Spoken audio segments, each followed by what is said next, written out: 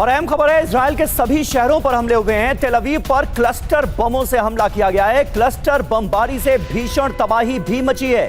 बंकरों में छिपे तेल अवीव के लोग, ये तस्वीरें आप देखिए। इस वक्त क्लस्टर बमों की दहशत साफ तौर पर इजराइल के तेल अवीव में नजर आ रही है। लोगों से एक बार फिर बंकर के अंदर जाने को कहा गया है। जगह जगह सायरन बजे हैं और काफी तबाही भी हुई है। इजराइल के तेल अवीव से जो ताजा तस्वीरें सामने आ रही हैं वो बता रही हैं कि कई हमले रोक पाने में इजराइल का एयर डिफेंस सिस्टम नाकाम रहा है।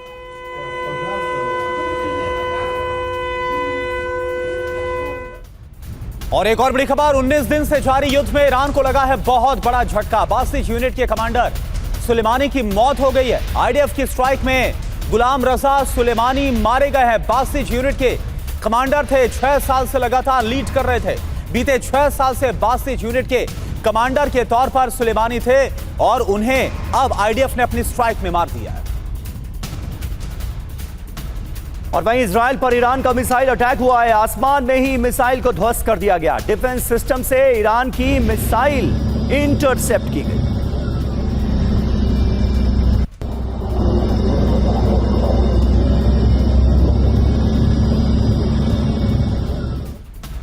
इजरायली सेना से मुस्तफा खामनेई को बड़ा खतरा है। इजरायली सेना के प्रवक्ता एफी डेफरिन का बहुत बड़ा बयान।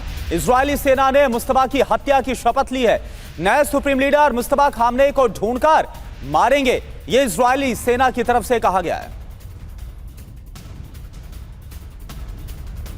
और अहम खबर है, रामल्ला के आसमान में भी मिसाइल नजर आई। फिलिस्तीन के आसमान में मिसाइल को इंटरसेप्ट किया गया। इजराइल ने मिसाइलों को रोका। ये उसी दौरान की तस्वीरें कैमरे में कैद हुई हैं जो इस वक्त आपके सामने हैं।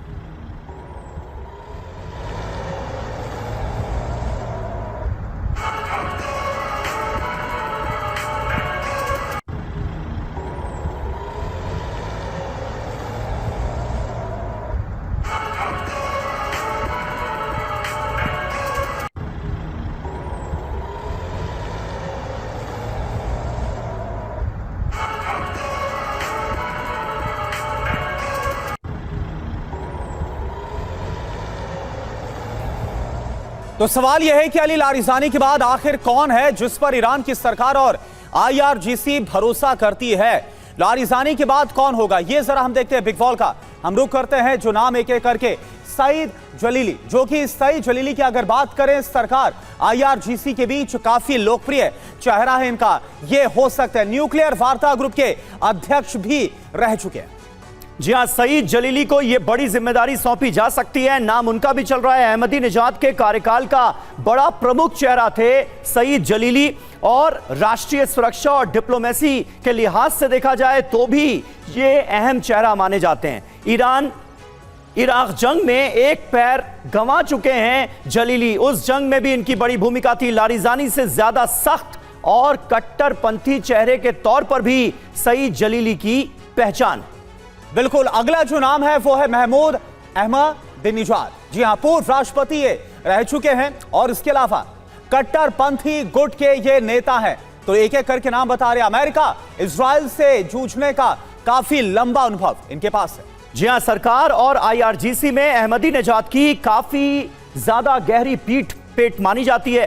पब्लिक सपोर्ट अब भी इनके पास है, ये कहा जा रहा है। हाल ही में अमेरिकी हमले में ये बाल बचे।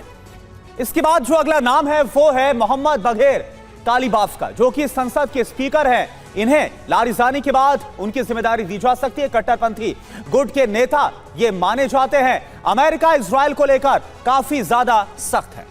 जी हां, इसके अलावा आईआरजीसी की पसंद के तौर पर भी मोहम्मद बघेर कालीखाफ को देखा जा रहा है, माना जा रहा है। सरकार के बड़े चेहरों की भी ये पसंद बताए जा रहे हैं। इसलिए लारिजानी के जाने के बाद जो सिक्योरिटी का, ईरान की सिक्योरिटी के जिम्मेदार के तौर पर, बड़े कमांडर के तौर पर ये तमाम वो चेहरे हैं जिनके नाम इस वक्त चर्चा में चल रहे हैं। किसको ईरान ये जिम्मेदारी सौंपता है, ये देखना होगा।